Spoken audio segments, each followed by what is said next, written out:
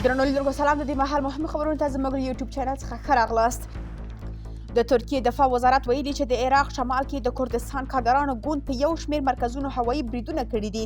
دغه وزارت زیاته کړې چې د عراق شمال په ګارا، حاکروک او قندل سیمو کې 14 مرکزونه په نښه شوي چې د وسلو یو شمېر زیرمې پکې له منځه وړل شوي دي.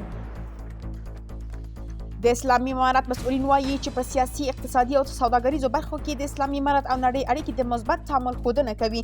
د بهرنیو چارو وزارت سرپرست مولوي امیر خان متقي وایي چې په کابل کې لسګونه سفارتونه فعال دي، سراسري امنیت تامین دی او د اداري فساد جرړې ویستل شوي او له همدې کبله له نړۍ سره د اسلامي امارت اړیکې نږدې شوي دي.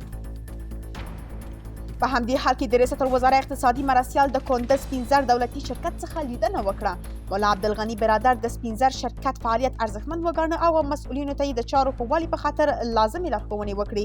د یادونې وړ ده چې د اسلامي امارت په واکمنېدو سره سپینزر دولتي شرکت په عصري تجهیزاتو سمبال شوی چې پکې سلګونو تنو ته د کار زمینه هم برابره شوې ده.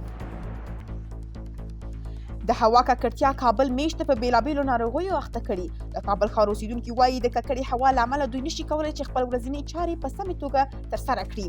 ورته مهال د چاپیریال ساتنې اداره وایي له تېرې یوې اونۍ را په دې خوا یې د 10 هغو ودانیو مرکز ګرمۍ تړلي چې چاپیریال ته یې پاملرنه نه ده کړې.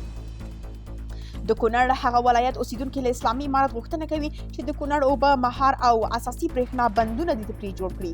دوی زیاتوي چې دا د افغانانو ستر ارمان دی چې دغه پرېمانه اوبه د خپل هیواد او خلکو په ګټه مصرف شي. قدرمنو لیدونکو، دا اوس زموږ د دې ساعت خبرونه. تر بیا د خدای په امان.